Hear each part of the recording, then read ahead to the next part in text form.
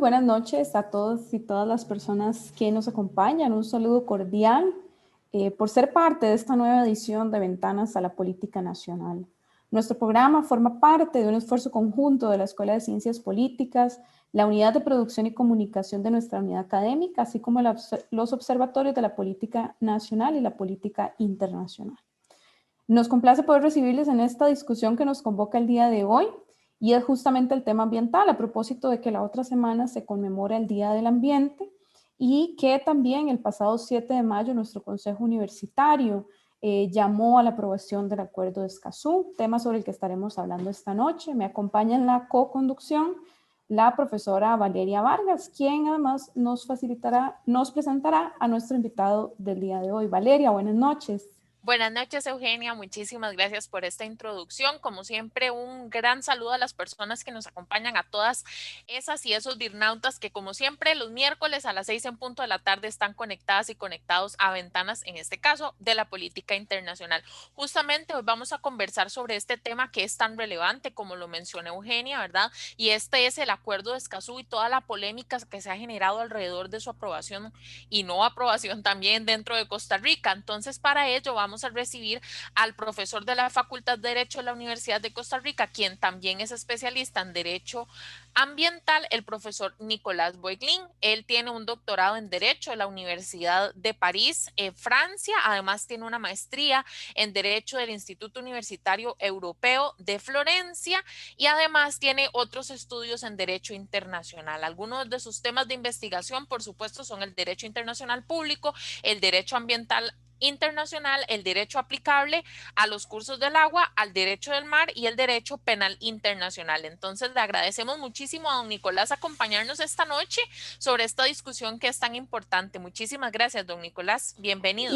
Y nos corrige si tenemos la percepción que hace mucho tiempo un tratado internacional no llegaba a la discusión pública que este lo ha logrado en términos de generar posiciones, conocer criterios disidentes y pues estamos muy interesados en escucharle en esta nueva ocasión. Bienvenido.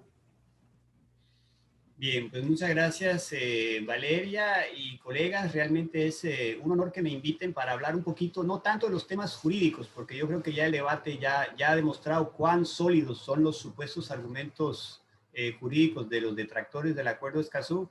Lo que me interesa más con ustedes hoy es analizarlos desde la perspectiva política, desde, por ejemplo, la teoría de los poderes fácticos, ver cómo esos poderes fácticos logran colocar sus fichas en distintas partes de la institucionalidad cuando se sienten amenazadas por un tratado que, si uno lo lee, es realmente muy sencillo, es muy risible la cantidad de cosas que le hacen decir a ese acuerdo desde algunas cúpulas empresariales y sus fichas técnicas, sus fichas políticas.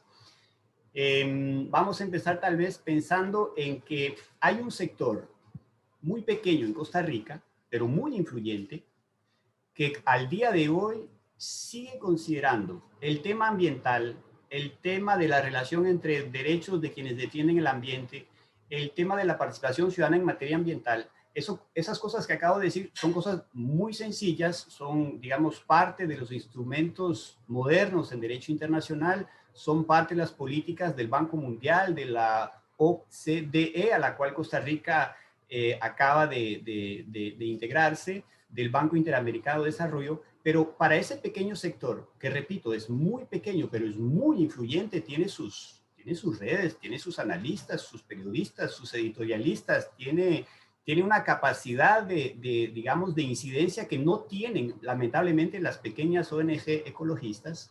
Entonces, ese pequeño sector considera el día de hoy que la participación ciudadana en materia ambiental es una verdadera amenaza para ¿qué? Pues para sus pretensiones. Y es un sector entonces que todavía vive en una época que ya pasó, tal vez ser empresario, ser productor bananero, ser productor piñero en los años 80, 90, incluso 2000. Pensemos que en 2008 aquí en Costa Rica se decretó de conveniencia nacional por parte de ese grupo un proyecto minero que pretendía ser el proyecto minero más grande en Centroamérica, que fue el proyecto minero Cruzitas. Entonces, ese pequeño grupo tiene esa, digamos, esa lectura totalmente errónea, un poco a destiempo con la realidad del momento.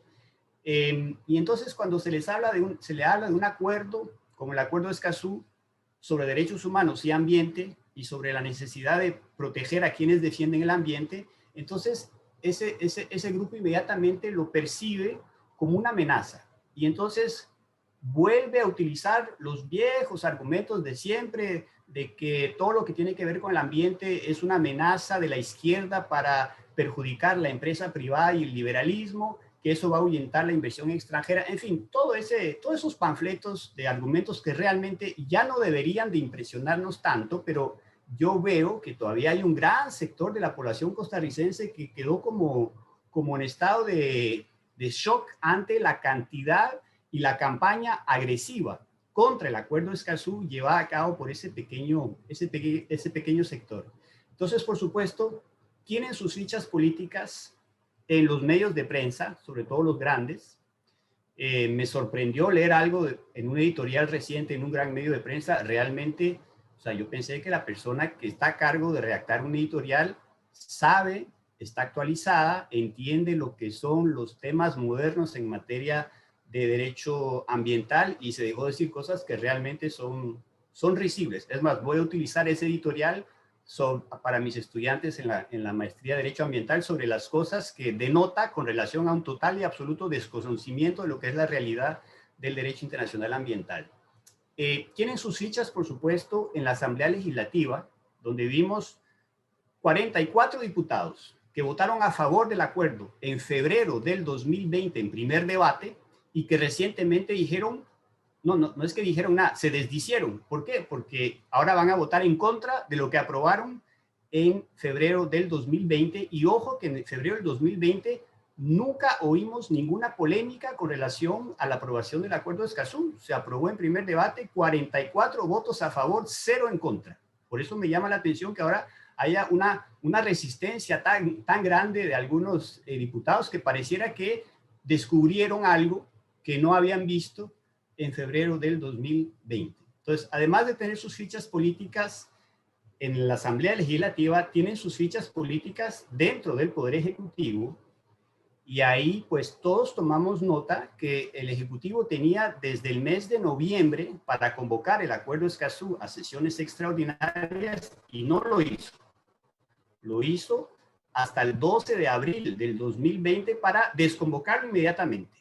Lo que nos llama un poco la atención es que el señor Andrés Garnier presentó su renuncia y 15 días después, por arte de magia, el Acuerdo Escazú es convocado por el Poder Ejecutivo, cuando pudo hacerlo desde el mes de noviembre del 2020. Esas fichas políticas dentro del Poder Ejecutivo explican tal vez la incoherencia, la inconsistencia, por ejemplo, de una vicepresidenta que asistió a todas las reuniones que hubo a nivel internacional sobre el Acuerdo Escazú, que recientemente en un programa que se llama Era Verde, la UCR, nos dijo que el Acuerdo Escazú es prioridad para el gobierno costarricense.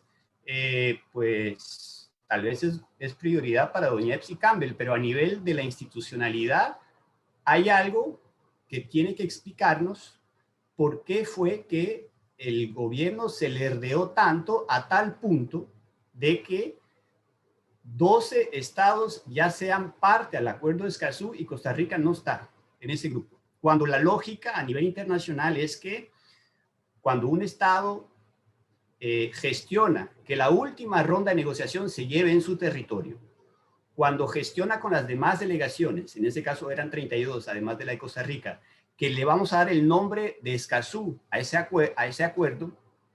Escazú es el único cantón que tiene un nombre indígena en Costa Rica. Todos los demás tienen nombres castizos. Pues ese estado adquiere un compromiso un poquitito adicional con relación a las demás delegaciones. Y lo vemos bien a través de la Convención Americana de Derechos Humanos, llamada Pacto de San José. Fue suscrito aquí en 1969. Me imagino que en aquel momento ese pequeño sector lo vio con ojos reservados, y la cúpula empresarial de la época también, y sin embargo Costa Rica fue el primer estado en ratificar la Convención Americana de Derechos Humanos, porque es lo que se espera de un estado que lidera una negociación, y en el caso del Acuerdo Escazú, Costa Rica y Chile co-lideraron las negociaciones que duraron 5 años, 7 meses y 7 días. No fue fácil.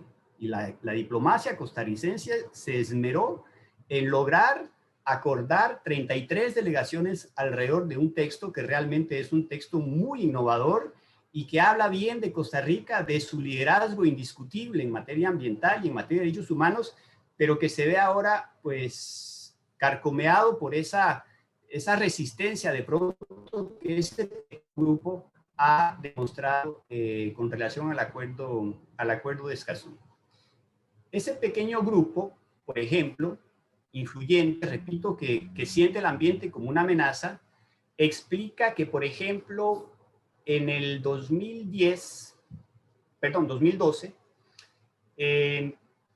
una jugada política que fue bastante grosera y grotesca, que consistió en no reelegir a Fernando Cruz en la Sala Constitucional, sobre pretexto, lo dijo Fabio Molina como jefe de bancada de Liberación Nacional en ese momento, porque este señor no favorece el clima de negocios. Los magistrados en la Sala Constitucional para ese pequeño grupo tienen que favorecer el clima de negocios. Si son muy independientes, como don Fernando Cruz o como lo fue en su momento Gilberto Armijo, pues son un problema. Entonces es mejor quitarlos. Bueno, la maniobra no funcionó, fue un fracaso total. Yo participé en esa marcha que posiblemente fue la marcha más segura en la calle en Costa Rica, porque marché y manifesté con jueces, con fiscales, con operadores de justicia. O sea, todo el mundo se levantó ante semejante exabrupto de la Asamblea Legislativa, a la cual se prestó su presidente de aquel entonces, Luis Guillermo Villanueva. Entonces tenemos ese primer episodio que nos enseña que hay un grupo que no está muy contento con lo que hacen algunos magistrados cuando simple y llanamente externan, como lo hizo don Fernando Cruz, como lo hizo el señor Gilberto Armijo en el caso Cruzitas, donde los dos fueron los dos únicos jueces de 7 en hacer ver que no, que ese proyecto era total y absolutamente inconstitucional, que el decreto de conveniencia nacional nunca se sostuvo sobre ningún informe técnico sobre el balance socioambiental. Otro episodio muy interesante resulta que en el 2010, en el Ministerio de Educación Pública, hay una iniciativa para retirar del programa del MEP Mamita Yunay, como si de pronto no es necesario que los jóvenes costarricenses lean lo que pasó en las bananeras en los años 30 y 40 que también describió Calufa. Por supuesto que ahí también fue un rotundo fracaso. El MEP, por lo menos las organizaciones gremiales, entendieron que había una maniobra muy sutil y se mantuvo Mamita Yunay, pero quedó ahí expuesto el intento de restarle a la cultura general que tiene un muchacho en un colegio con relación a saber o leerse por lo menos un libro como el de Mamita Yunay. Y podemos también revisar un poquito antes del 2010 y del 2012 el hecho siguiente. En la administración de don Oscar Arias, la única ley que fue aprobada por el Parlamento costarricense y que fue objeto de un veto fue una ley sobre participación ciudadana en materia ambiental. También ahí ese sector no logró controlar sus fichas en la Asamblea Legislativa, entonces pues no le quedó de otro que mandar a sus operadores políticos, y en eso don Rodrigo Arias es un gran operador político, para vetar esa ley y permitir que pues Costa Rica no contara con ningún mecanismo legal más afinado que su Ley Orgánica del Ambiente de 1995 con relación a la participación ciudadana en materia ambiental, que es uno de los 3 ejes del Acuerdo de Escazú: participación, acceso a la justicia y sobre todo acceso a la información técnica en materia ambiental. Entonces, a través de esos 3 episodios, lo que quiero hacer ver a sus oyentes, que son posiblemente muchos estudiantes de ciencias políticas o de ciencias afines, es que esa resistencia que estamos viendo evidencia no tanto una fisura en la sociedad costarricense, sino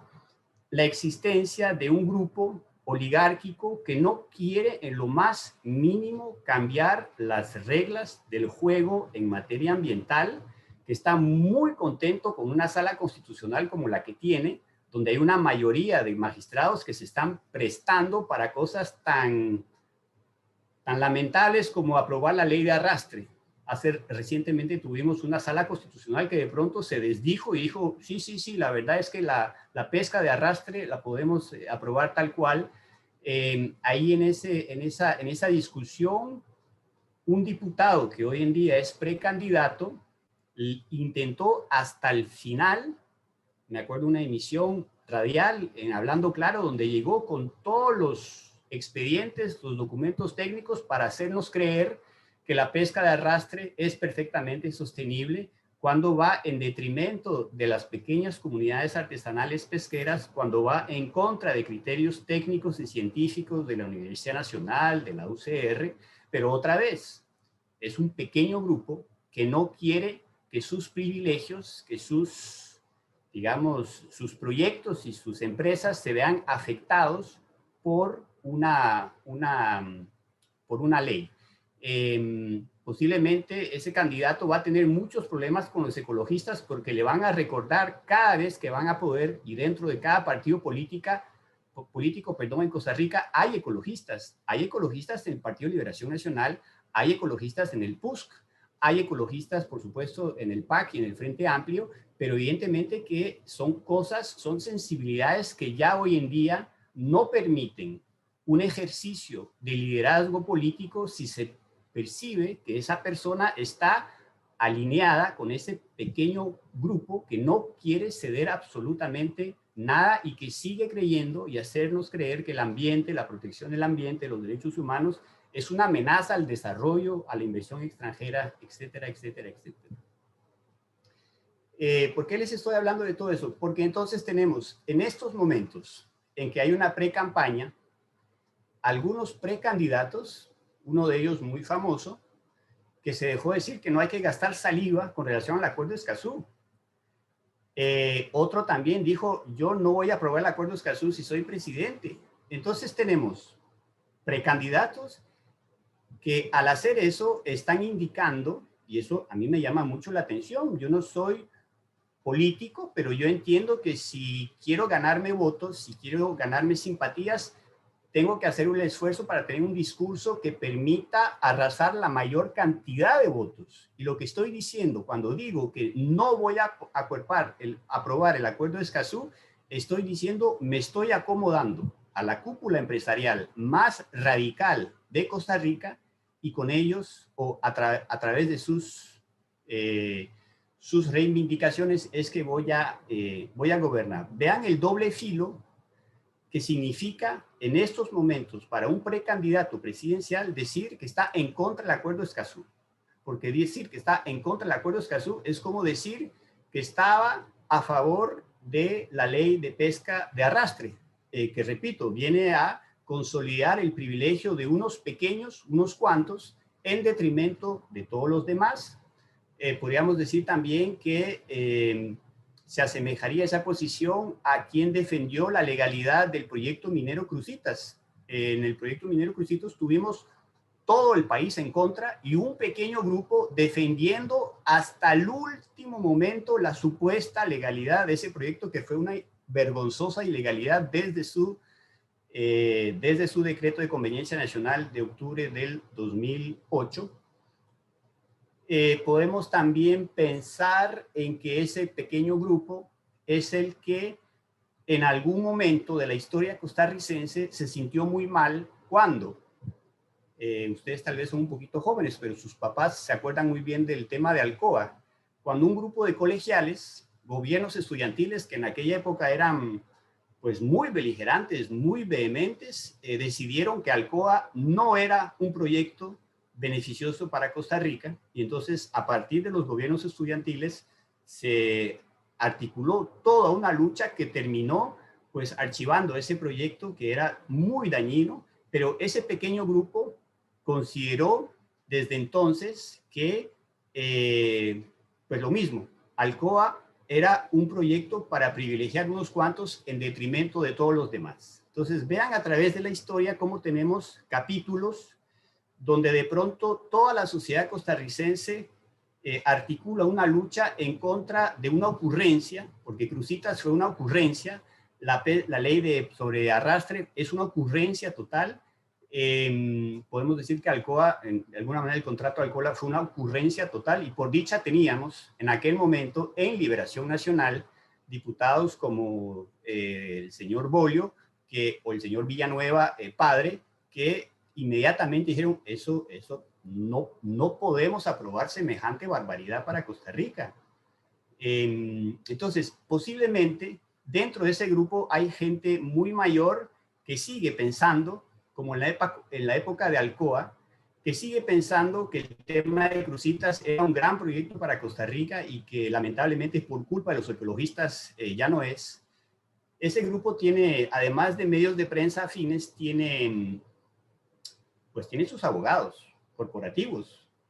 Es muy interesante ver que quienes asesoraron a Casa Presidencial en el 2008, a partir del decreto de conveniencia nacional, en el caso de Cruzitas, son los mismos que estamos escuchando ahorita como detractores con supuestos argumentos legales contra el Acuerdo de Escazú. Es muy interesante esa coincidencia de personajes, porque son realmente personajes que a través de sus escritos, sus opiniones, pues despotrican cada vez que pueden contra todo lo que tenga que ver o se parezca a una regulación en materia ambiental o a una regulación tendiente a proteger a quienes defienden el ambiente, y el Acuerdo de Escazú es eso.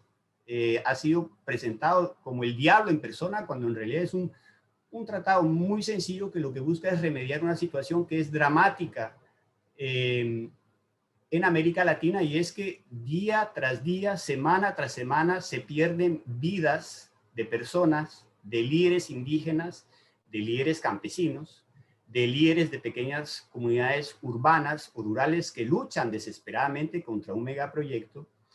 Aquí en Costa Rica hay que decir algo que es muy, muy doloroso. Resulta que en menos de un año se asesinaron a 2 líderes indígenas que eran objeto de medidas de protección ordenadas por la Comisión Interamericana de Derechos Humanos. Jerry Rivera, en el 2020, fue asesinado y su muerte fue precedida de la de Sergio Rojas en febrero del 2019. Repito, personas cuya situación de extrema vulnerabilidad justificó que la Comisión Interamericana se sintiera obligada a ordenarle a Costa Rica como Estado protegerlos. No se protegieron, se asesinaron, y al día de hoy sus muertes se mantienen en la más total y absoluta impunidad. ¿Cómo quieren ustedes que se sientan los líderes indígenas vivos, que aún tenemos, que son varios, si saben que si les pasa algo, pues va a pasar lo mismo que pasó con Sergio Rojas? No pasa nada. El sistema de administración de justicia no sabe relacionar amenazas de muerte con una muerte. No sabe que hay formas de intimidar a un líder indígena y que eso termina en la muerte. No sabe asociar esas cosas. Lo mismo ocurrió cuando se asesinó a Jairo Mora en el 2013. Tuvimos a alguien que yo denomino, entre broma y no tan broma, a Sherlock Piva, o, ¿cómo era el apellido del señor? Sherlock Holmes, ajá. Sherlock Piva o el señor Holmes, Alfio Holmes. Sí, bueno, ven ahí la diferencia. En la medida en que esa persona, como siendo vicepresidente de Laura Chinchilla, sin que hubiese ninguna investigación, dijo, no, Jairo Mora se expuso a que lo mataran los contrabandistas y los hueveros. Eso fue lo que él dijo públicamente ante las cámaras de CNN en el 2013. Declaraciones sumamente desafortunadas, pero que sirvieron de línea de investigación por parte de la fiscalía, que nunca investigó el hecho siguiente. Jairo Mora y su equipo había detectado que de todo el Caribe costarricense, la única playa que recibe la mayor cantidad de nidos de tortuga es Playa Moín. Y en el 2013, yo me siento un poquito indignado cuando me dicen que los únicos que tenían interés en eliminar físicamente a Jairo Mora eran los hueveros y los contrabandistas. Qué pena con el señor Alfio Piva. Pero fue la línea de investigación de la Fiscalía, que pareciera que cuando se asesina a un líder indígena o un líder ecologista o un líder campesino, no logra hacer la relación o no quiere hacer la relación. Y eso me llama mucho la atención, porque entonces significa que tenemos un sistema de administración de justicia que de pronto ya no sabe investigar, ya no sabe sancionar. En Costa Rica tenemos una lista de unas 15 personas que murieron en defensa del ambiente y cuyas muertes se mantienen al día de hoy en una indignante impunidad. No se sabe lo que pasó con los 4 integrantes de AECO que fueron encontrados incinerados, los 3 en diciembre del 94, y un cuerpo que apareció en el Parque La Uruca en febrero del 95. Oficialmente fue un accidente, fue un incendio. Eso es lo que dice el informe del INS y de bomberos, y sí.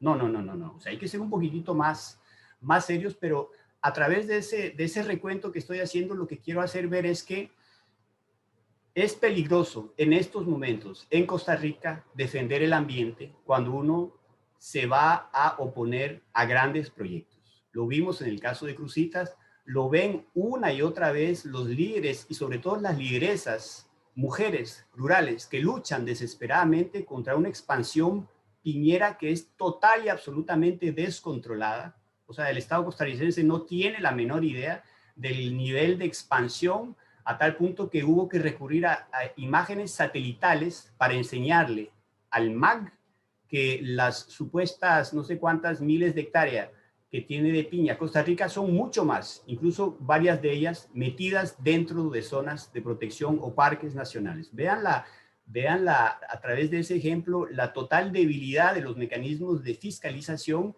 que, repito, cuando se trata de ciertas actividades, en particular agroexportadoras, de pronto el sistema no funciona o no se percata de ciertas cosas que un satélite y un líder campesino puede perfectamente verificar en su comunidad. El Acuerdo de Escazú además nos ha permitido identificar dentro de la Sala Constitucional que de 7 magistrados solo hay uno que da la cara, que es el señor magistrado Paul Rueda, que en los 2 votos dijo: no, pero ¿qué estamos haciendo?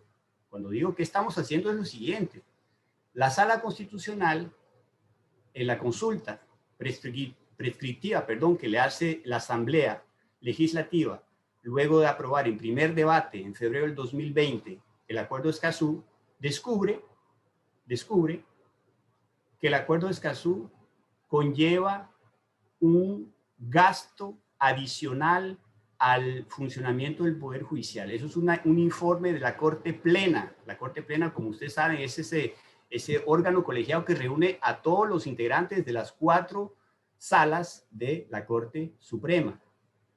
Ese argumento no se oyó nunca ni en México, que ya ratificó el Acuerdo de Escazú, ni en Argentina, ni en Uruguay, ni en Bolivia, ni en Panamá, ni en Ecuador, ni en Bolivia. O sea, el Poder Judicial costarricense está demostrando ante el mundo su mezquindad, pero una mezquindad insólita, repito, en la medida en que en los demás estados que ya ratificaron el Acuerdo de Escazú, incluyendo Perú, que no lo ha ratificado, pero hay un dictamen del Poder Judicial peruano diciendo: perfecto, el Acuerdo de Escazú va en la línea de la justicia ambiental, no hay absolutamente ningún problema.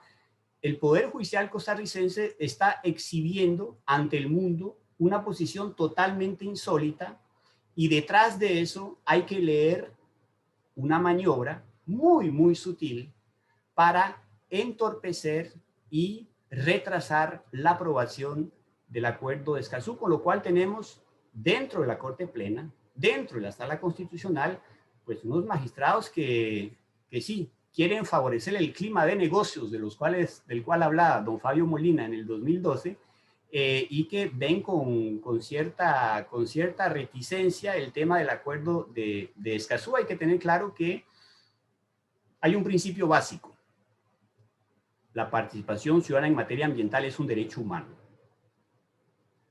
Está establecido en la jurisprudencia, en la misma Sala Constitucional, desde hace más de 30 años. Bueno, resulta que en el 2017 la Sala Constitucional se desdice, y en el caso de Sardinal, acuérdense de esa pequeña comunidad que lucha desesperadamente contra el desvío del agua potable para acueductos que van a abastecer playas del Coco, canchas del golf y un montón de otras cosas. La Sala Constitucional en el 2017 toma la siguiente decisión: la participación ciudadana en materia ambiental ya no es un derecho humano. Vean ahí otra vez, a través de ese voto, la evidencia de que tenemos dentro de la Sala Constitucional magistrados que fueron nombrados posiblemente con, no sé, algunos compromisos políticos para limitar sustancialmente el alcance de la participación ciudadana en materia ambiental. Es una jurisprudencia regresiva que va en contra de lo que la misma Corte Interamericana de Derechos Humanos ha reiterado una y otra vez. Y ahí pues me voy a permitir citar el nombre de una magistrada que está siendo muy, digamos, cuyo nombre está siendo muy mencionado en esos últimos días, que es la señora Nancy Hernández, que a raíz de la consulta prescriptiva no emitió un voto salvado, emitió una nota, y en esa nota dice que el Acuerdo de Escazú es inconstitucional porque invierte la carga de la prueba, haciéndonos entender que ella no se leyó nunca la Ley de Biodiversidad de 1998, que dice que sí, se invierte la carga de la prueba en materia ambiental, y que no se percató que los tribunales ambientales costarricenses desde 1998 han entendido que en materia ambiental se invierte la carga de la prueba. Esa señora Nancy Hernández, ayer una ONG que se llama Bloque Verde sacó un comunicado muy fuerte porque parece que dijo algo en la presentación de un libro donde pues uno podría interpretarlo de una u otra manera como que está adelantando criterios. No he escuchado exactamente lo que ella dice, pero esa ONG está incluso pidiendo que se reconsidere la postulación de doña Nancy Hernández como jueza de la Corte Interamericana de Derechos Humanos para sustituir a doña Elizabeth Odio. ¿Por qué? Pues porque pareciera que para esa magistrada hoy de la Sala Constitucional, la jurisprudencia de la Corte Interamericana de Derechos Humanos no va con ella, empezando por el principio de participación ciudadana en materia ambiental. Me encantaría que nos aclarara la señora magistrada si para ella la participación ciudadana en materia ambiental es un derecho humano o si va a mantener la posición que mantuvo con sus colegas en el 2017, y es restarle a la calidad de derecho humano a la participación ciudadana en materia ambiental.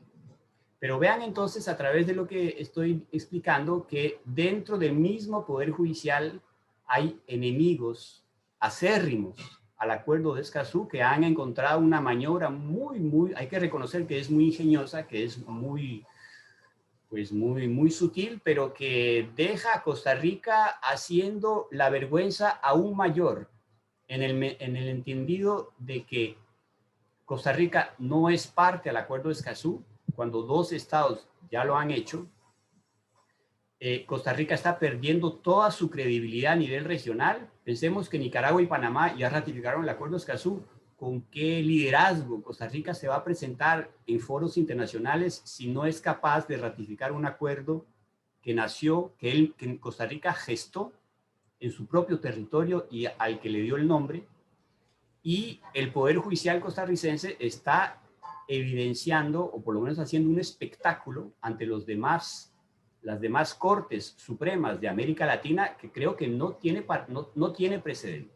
No tiene precedente. Pero, repito, es parte de esa maniobra, de ese pequeño sector que no quiere saber de nada que tenga que ver con la protección del ambiente y que sigue viviendo en un mundo en que si vamos a sembrar banano, si vamos a sembrar piña, si vamos a sembrar palma africana, vamos a seguir haciéndolo o vamos a seguir haciéndolo como se hacía en los años 70, 80. ¿Qué importa las comunidades? ¿Qué importa? Don Nicolás, Sí. perdón que lo interrumpa, es que usted me ha dejado la perfecta puerta de entrada para hacer una pregunta que tenemos en este momento en redes sociales, que de hecho aprovecho para mencionar que han estado bastante movidas. Me voy a permitir mandarle un saludo cordial a todas las personas que nos están escribiendo en los comentarios. Está conectada Elia González, Sofía Garuda, Jaime García, Enoque Espinosa, Claudia Valls, Roberto Fuster y Felipe Pardo, que todo el mundo nos ha estado escribiendo por ahí que están conectados en la transmisión. Usted nos menciona específicamente sobre este tema de doña Nancy Hernández, ¿verdad? Entonces, ¿usted considera que la posición específica que la magistrada Hernández en la Sala Constitucional ha asumido sobre el Acuerdo de Escazú puede afectar su postulación como futura jueza en la Corte Interamericana de Derechos Humanos? Esta es una de las preguntas que nos dejan en las redes sociales, y también haciendo alusión a lo que usted nos menciona, que ella lo que dice es que el acuerdo es inconstitucional porque se invierte la carga de la prueba, y esto también ya había sido mencionado por el diputado social cristiano Pedro Muñoz. ¿Cuál es su consideración sobre este tema, doctor? Ajá, entonces tal vez la última pregunta. Efectivamente hemos escuchado a diputados, a cámaras, la UCAEP, ese es su principal argumento, es decir, el acuerdo de Escazú es inconstitucional porque invierte la carga de la prueba. El problema de la UCAEP, de Pedro Muñoz, de Otto Guevara, que también lo ha dicho, es que ellos no son especialistas en derecho ambiental y que ya llevamos 2 intentos de tener un debate de tú a tú entre la UCAEP, sus abogados, y especialistas en derecho ambiental como Álvaro Zagot, como Mario Peña, como un montón de otros especialistas, y resulta que la UCAEP no llega, no tiene cómo conectar a un abogado a una sesión en Zoom a una hora indicada. Lo intentamos con Diego Delfino el 22 de abril pasado, lo intentamos la semana pasada con la UCR, desde la Vicerrectoría de Administración, y esos señores de la UCAEP son muy gentiles y muy hacendosos a la hora de distribuir pronunciamientos. Lo son mucho menos a la hora de venir a debatir de tú a tú con especialistas. Los especialistas en derecho ambiental lo que estamos diciendo es lo siguiente: el Acuerdo de Escazú no inventa absolutamente nada en Costa Rica con relación a la inversión de la carga de la prueba en materia ambiental, porque eso existe en blanco y negro en una ley de la República desde 1998. Y entonces ahí uno se hace la pregunta, pero doña Nancy Hernández, ¿usted no se percató de que existía esa ley? Entonces, claro, los diputados, que no son especialistas, se montan sobre esa nota de la magistrada Nancy Hernández para decir que el acuerdo es inconstitucional. Pero repito, hay una realidad jurídica, hay una jurisprudencia muy vasta de los tribunales de justicia en Costa Rica con relación a la inversión de la carga de la prueba, y más bien la pregunta que yo me puedo hacer es, ¿cómo es posible que una magistrada con la experiencia que tiene como doña Nancy Hernández, que antes de ser magistrada era letrada de la Sala Constitucional, conoce un poco de algunas cosas que circulan en el microcosmo de la Sala Constitucional, cómo es posible que una magistrada de su estatura corriera el riesgo con esa nota de recibir el tipo de críticas acérrimas que le estamos dando? Porque para Álvaro Zagot, para Mario Peña, para mí también es inconcebible que una magistrada cometa semejante error de apreciación. Y yo me pregunto, ¿cómo es posible que doña Nancy Hernández, con la experiencia que tiene, con la prudencia que se le reconoce, todas las personas que la conocen saben que es una mujer muy, muy estudiosa, muy prudente, que lee todo antes de decidirse? ¿Cómo es posible que una persona con ese talante, con esa experiencia y esa prudencia se expusiera a correr el riesgo que corrió? Eso con relación a la segunda pregunta. Con relación a la primera pregunta, postular a una persona para que ingrese a la Corte Interamericana de Derechos Humanos siempre es un gran honor para un país. Lo que pasa en el caso de Nancy Hernández es que si la idea es que ella venga a reforzar y consolidar la jurisprudencia de la Corte Interamericana de Derechos Humanos en materia de participación ciudadana, en materia ambiental, en materia de acceso a la justicia, en materia ambiental, en materia de acceso a la justicia por parte de las poblaciones indígenas, bien. Si se trata de una persona que proviene de un sector un poco conservador, que ve todavía con cierta reticencia todo lo que tiene que ver con la protección ambiental, yo me hago la pregunta, ¿qué ganamos a nivel de la región latinoamericana con una Corte Interamericana de Derechos Humanos que va a tener una magistrada que sistemáticamente va a presentar un voto salvado diciendo, no, no, yo no estoy de acuerdo, la participación ciudadana no es un derecho humano. O sea, ¿cuál es la coherencia y la consistencia de Costa Rica como líder indiscutible en derechos humanos y en materia ambiental de postular a una persona que va en estos momentos, desde su currul como magistrada de la Sala Constitucional, en contra de lo que está estableciendo la Corte Interamericana de Derechos Humanos? Entonces, me parece que sí, la pregunta no la puedo responder, pero está abierta.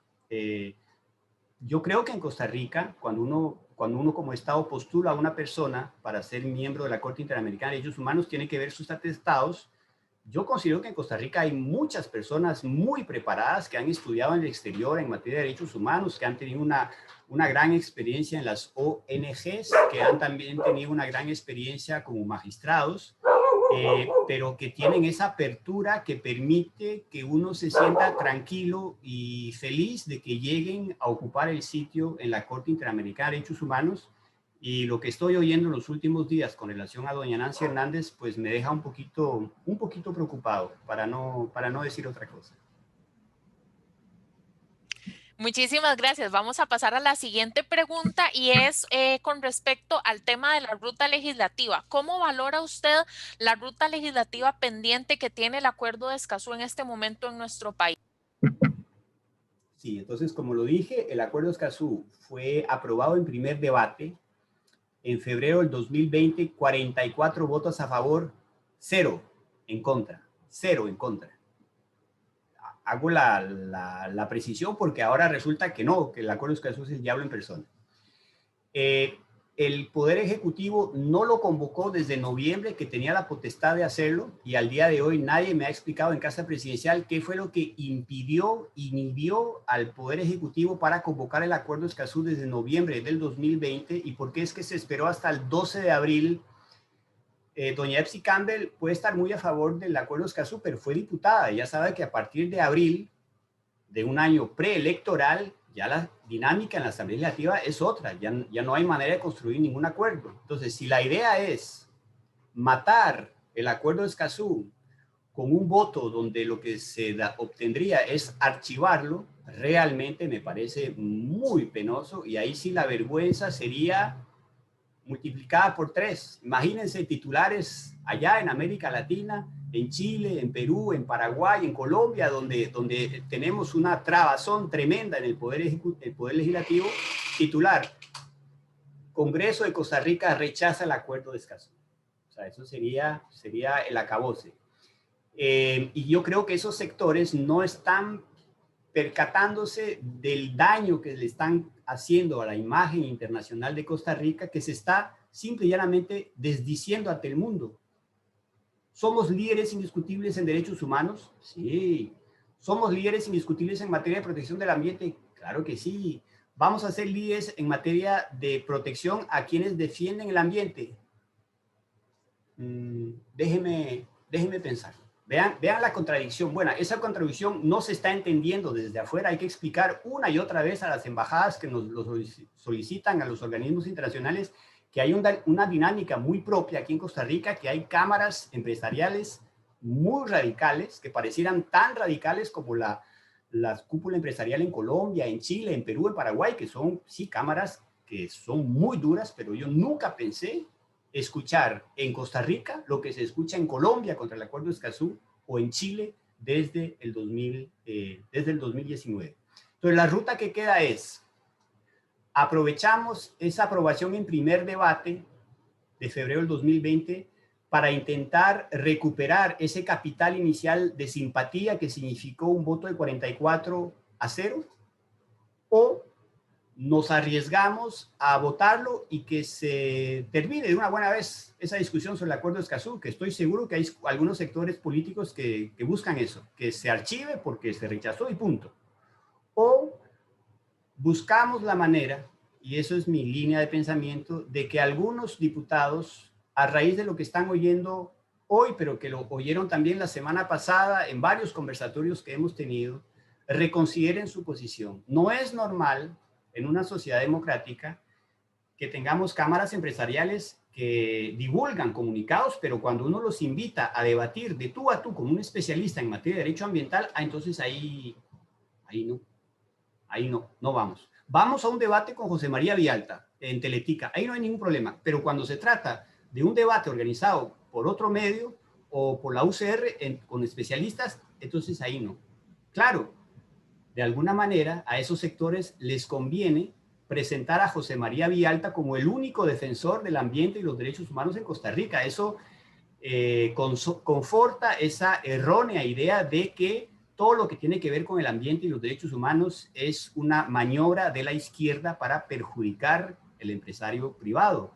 Entonces les conviene mucho que sea José María Vialta el que alce la voz más fuerte que todos los demás en la Asamblea Legislativa. Entonces es parte, digamos, del juego. Entonces, yo creo que los señores diputados y señoras diputados, sobre todo del PUSC, de Liberación Nacional, incluso los tránsfugas de Restauración, tienen que reconsiderar un poquito las cosas o escuchar, informarse y pensar que electoralmente no les está sirviendo para nada el decir que van a votar en contra del Acuerdo de Escazú cuando es un acuerdo que queremos todos frente a una pequeña minoría, pero muy influyente, que está en contra de ceder cualquier ápice de poder que tenga que ver con la protección del ambiente. Entonces, creo que estamos a tiempo de reconsiderar, digamos, los diputados están a tiempo de reconsiderar. La otra es decir, bueno, esa legislatura es un carnaval, ya entramos en fase preelectoral, no vamos a hacer nada, y entonces dejar la suerte, el Acuerdo de Escazú, a los nuevos legisladores con un inconveniente, y es que no contaríamos con ese respaldo inicial de 44 votos a favor de los actuales diputados. Ellos dirían, no, eso que se adoptó en primer debate, eso, la legislatura pasada, eso no tiene nada que ver conmigo.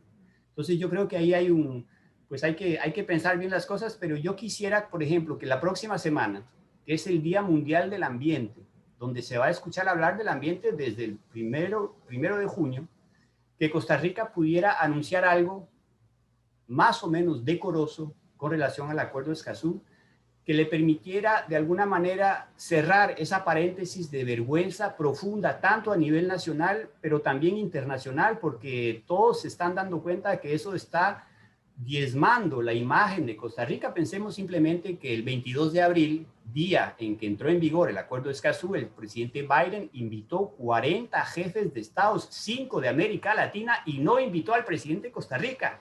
Costa Rica habiendo sido, sede de la PrEP-COP 25 en octubre del 2019. Alguien en Estados Unidos o alguien desde la Embajada Norteamericana aquí en Washington, en Costa Rica, allá en Washington, informó a sus superiores diciendo, vean, el tema ambiental aquí en Costa Rica sí es importante, pero no es un interlocutor válido en estos momentos. Don Nicolás. ¿Sí? Muchísimas gracias. Para continuar con la pregunta que tenemos a continuación, nos quedan muy pocos minutos al aire y considero que esta pregunta es muy importante y nos da el cierre justo sobre la discusión que hemos tenido el día de hoy. ¿Cómo podemos hacer para llegarle a esas personas que están todavía indecisas sobre su postura sobre el Acuerdo de Escazú? Quizás para terminar de convencerles sobre la importancia del tema de la participación ciudadana, el tema de la justicia ambiental. Entonces, quizás cómo podemos desde la Universidad de Costa Rica, donde ya tenemos una postura del Consejo Universitario y obviamente desde otras organizaciones, llegarle a esa información, llevársela a esas personas para que se terminen de convencer de la importancia de ratificar finalmente el acuerdo. Sí, entonces la presión tiene que provenir de todos nosotros, de todos nosotros. La semana pasada el Consejo Latinoamericano Religioso del Vaticano recomendó, es un órgano de la Iglesia Católica, recomendó la aprobación en América Latina del Acuerdo de Escazú. ¿Dónde está el pronunciamiento de la Conferencia de Obispos Católicos de Costa Rica? ¿Qué pasa? Que en el Vaticano están a favor del Acuerdo de Escazú y aquí en Costa Rica la Iglesia Católica brilla por su silencio. Podemos también decir a los diputados de la Unidad Social Cristiana que tienen bases y que esas bases sí se han leído las encíclicas papales sobre ambiente, cambio climático y doctrina social de la Iglesia Católica, que le exijan a sus diputados rectificar en la medida en que han sido objeto de un gran engaño. El engaño es difundir argumentos que no son argumentos, que no se sostienen, que no hay manera de debatir públicamente porque se caen solitos, pero los diputados fueron engañados, tienen que tener digamos, la rectitud para reconocer que fueron, pues, que se equivocaron y que todavía están a tiempo de enmendar el error.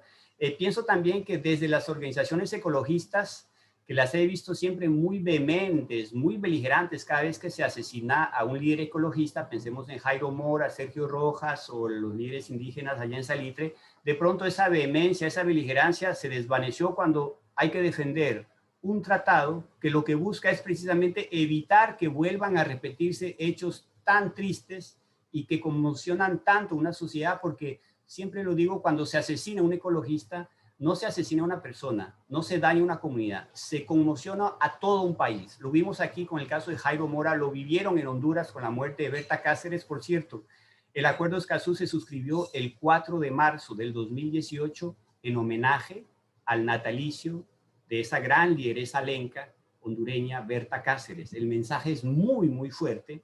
Algunos sectores parecieran que reaccionan como la cúpula militar hondureña y empresarial, que no quiere saber nada de lo que tenga que ver con Berta Cáceres. No, por favor, estamos en Costa Rica, somos un país de paz, somos un país amante de los derechos humanos y del ambiente, y el hecho de que Berta Cáceres le diera la fecha de adopción al Acuerdo de Escazú es algo que hay que celebrar, no que hay que repudiar. Entonces yo creo que la presión tiene que venir de todos los lados. Yo he visto la UCR muy combativo, incluso este programa de hoy es de la UCR. ¿Y qué pasa con las 4 otras universidades públicas y todas las demás privadas? ¿Acaso el tema del Acuerdo de Escazú no tiene que ver con el país? ¿Dónde están los pronunciamientos de la UNA, del TEC, de la UNED? O sea, ¿qué está pasando? ¿Por qué la UCR es la que lleva solita esa batalla contra una campaña muy, muy agresiva de desinformación sobre el Acuerdo de Escazú? Es una pregunta válida que me permito compartir con todos los que nos están oyendo. Muchísimas gracias, profesor Boglin, por habernos acompañado en este programa de Ventanas, y a todo el público que nos acompañó, particularmente el director de nuestra Escuela de Ciencias Políticas, que le manda el agradecimiento y el saludo, que nos estuvo sintonizando el doctor Gerardo Hernández. Nos vamos sin antes recordarles que la próxima semana tenemos programa también. Valeria, contanos un poquito más qué tenemos, y además, de nuevo, pues siempre agradecer al doctor Boglin por el espacio, por el planteamiento de un tema desde una nueva perspectiva en este espacio que es abierto y que pretende, pues, abrir ventanas, y ese es su nombre. Muchas gracias. Muchísimas gracias. Sí, justamente la próxima semana, miércoles a las 6 en punto de la tarde, vamos a conversar sobre el tema de las estructuras internas de los partidos políticos, a propósito de todo lo relacionado con las convenciones, las elecciones de precandidaturas y obviamente candidaturas de parte de los partidos políticos, y ya nos enrumbamos en la ruta electoral 2022 de parte de la Escuela de Ciencias Políticas. Nos vamos. Muchísimas gracias. Buenas noches. Muchas gracias a don Nicolás también, y nos vemos la próxima semana. Hasta luego.